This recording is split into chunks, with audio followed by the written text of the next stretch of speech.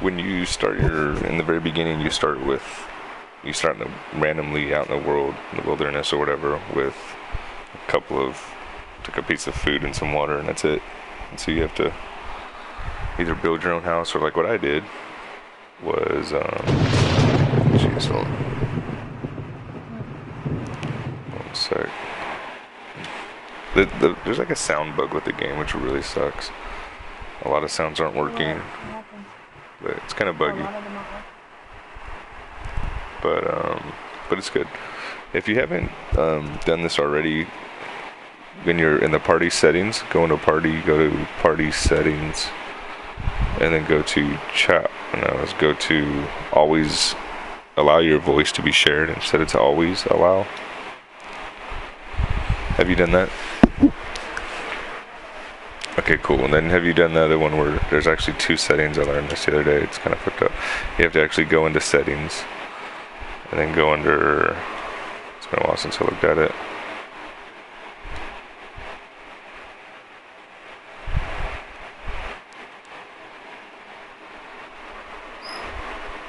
Let's see. What the fuck was it at? I think it's under sharing and broadcasts. That's what it is. Let's see. Is that it? Yeah, and then go to auto sharing settings. So you have to go to settings of broadcasts, auto sharing settings, and then make sure all those buttons are clicked basically. So that way your voice is allowed to be recorded, which will make this Twitch a lot better. Audio in broadcasts. There we go. And share party audio. Yeah, so you have to have those both selected in order for, I know, YouTube or the videos to pick up the party chat. Okay, so day 14 just started at 6 o'clock in the morning. This is 6 o'clock in the morning is when the zombies basically chill out and stop running and going crazy to kill you. See, like the sound is bugged right now, like the door opening and closing, little things like that aren't working. But here's... I got the invite to the stream, but like I clicked on it and it said that the stream had stopped.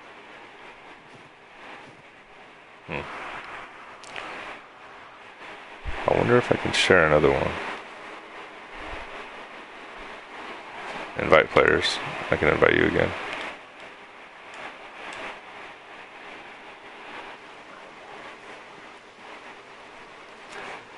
As soon as you get in, let me know, and then I'll... I got it. On here now. Cool. So yeah, when I first started, I started by this house out in the snow. It's like an old rundown, beat up house, maybe burned. And I've kind of like reinforced it. This is a basic design. Spikes on the ground with walkways, because the zombies will chase you. Like they know where you're at on the horde night. So you basically just let them follow you on the ground and drag them across all the spikes. That's basically the key to first two hordes. Anyways, so yeah, so this is the base, and I just reinforced basically the bottom layer where the zombies attack. So, because what they'll do is they'll run up and get on the walls, start hitting the walls down there, and they can actually collapse the entire building. There's like physics in the game. So, anyways. So this is where I've been surviving for basically 2 weeks, but I'm about to head out on the next day, day 15, and there's a base that I'm really going to fortify into my actual base. It's a lot like this, but it's already upgraded with better wood and stuff, and cobblestone. And that'll be it's like basically the best base in the game, best place to build your first base at. So I'll post that on my YouTube and stuff too, and probably stream it a little bit. Anyways, so today I'm going to be hunting and putting candles around the house. That's the last things I need to do before the horde attacks tonight at 2200. It should still be pretty easy, because I think day 7 and day 14, the two first hordes are pretty easy. But at like day 21, I think it gets pretty hard, but I'm not real sure. So hopefully I'll have some guns and armor and a better setup. by then. Going to build in the end. I'm gonna build a regular base, like above ground fortress base, and then I'm gonna build an underground like vault base, an underwater base. All of those. Yeah, you can do almost anything. This game is what makes it fun. It's a little bit tricky. There's a YouTube guy that I follow and been watching his videos lately on 7 Days to Die. What is it called? Got Your Back Gaming. So he makes probably the best beginner video on how to get started. And then he has a lot of other ones like how to, build a base underwater and things like that. So pretty cool. And he gives you step-by-step guides. All right, so here's an airdrop. It came a few days ago. This game is completely single player, or there's multiplayer to it, right? Yep, all kinds of multiplayer. You can do multiplayer co-op or multiplayer PvP, like multiplayer like servers, so you can be any kind of open community with PvP, so you can raid each other's bases or whatever. It's open worlds. I'm actually going to be doing multiplayer this weekend. My brother just bought the game, and I have a couple other buddies, so I have a 4-player team I'll be streaming this weekend on multiplayer. The cool thing about multiplayer with 4 people, man, you can build 4 times as fast. Dude, I can't find any fucking animals, though. I don't watch it on my phone. That's what I'm doing. I've been hunting for like every day. I've been going out looking for animals to kill, and I haven't found any. It's like they're all dying. I haven't really hunted that much. Oh, did I? I don't even... It doesn't even give me a notification. Well, see, and it's supposed to be set up to where it records. It says the voice, like voice to chat, or chat to voice. It says, so this guy, he says, how's the game? Oh, the game is really good. Like I was saying, it's a really good, one of the best zombie survival crafting games. Yeah, it sucks that there aren't that many in the consoles. And it's the best on the console, right? That's what kind of makes it good. So I'm hunting right now, and I can't find no animals. This is not good. It's already 8 o'clock in the morning.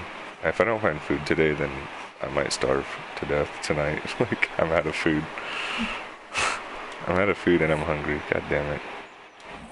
I need to find food, like, right now. Which means what I probably need to do, just to make sure I survive, is head over to this desert area.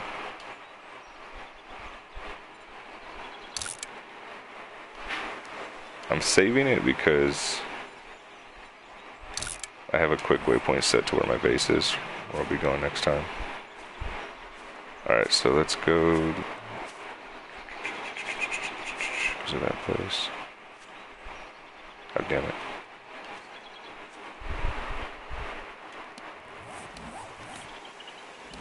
Yeah, I need to fix the chat in a little bit so I can actually see it. It isn't even giving me a notification. I think it might be in the settings or something, because I streamed once and it showed me the chat and stuff. Like, I can easily turn it on and on the screen, but usually it actually flash up on my screen. I can use my phone to see it. Oh, yeah. The thing about this game is its time management is very important. Like, your life depends on it. It's like, you probably don't know doing it. It's called Don't Starve. I've never played it, but it's a lot like that, yeah. Yeah, I love it. I have it. It's pretty good. And like at night, like if you don't have a source of light, then you might as well consider yourself dead. like it's like almost just head west. Like,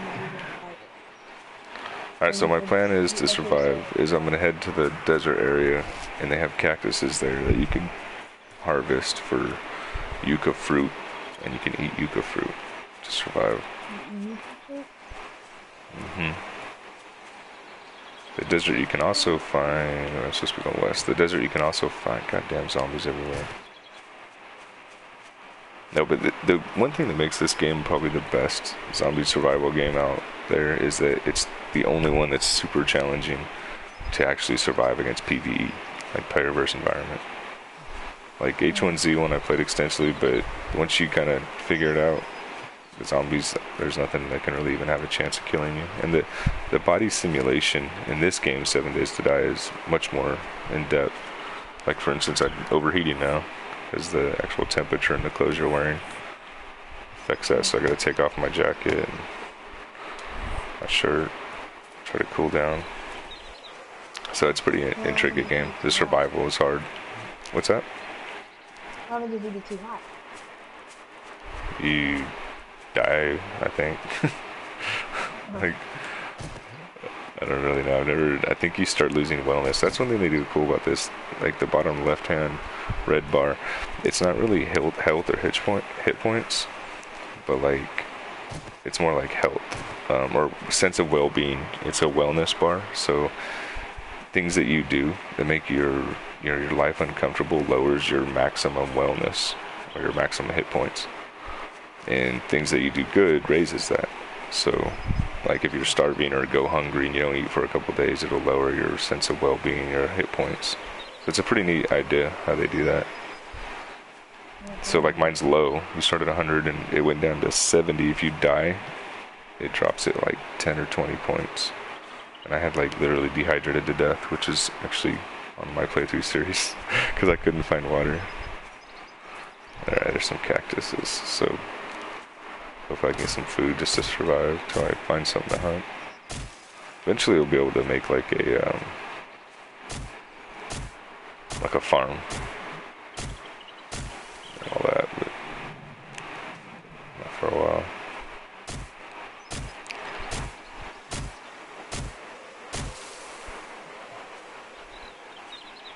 I guess this guy's not gonna leave me alone.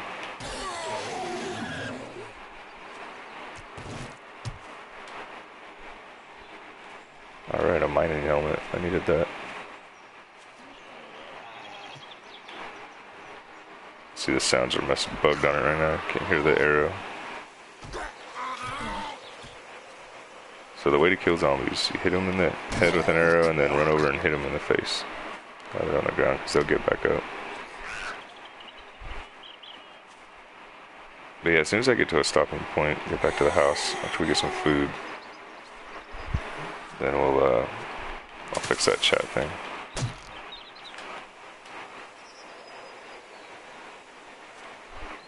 I didn't really come here to fight zombies, goddammit.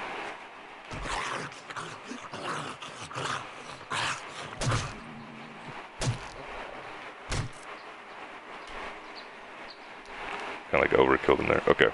So let's get some more cactus. You can also, in the desert, find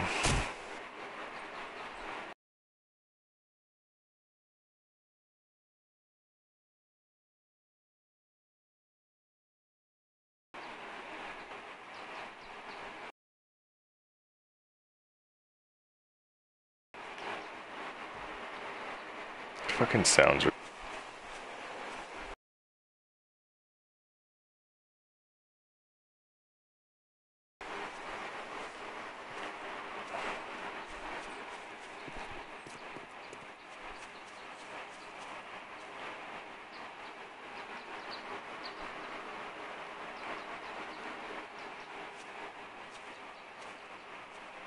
Fuck did you go?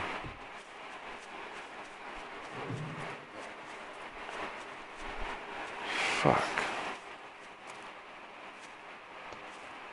Where did that fucking... are you kidding me? The fucking buck got away. The elk or whatever it is. Dang, I shot him with one arrow too. I just had to hit him one more time. Fucking dude disappeared. Shit. And I'm about to starve to death. So luckily I got some of that yucca fruit.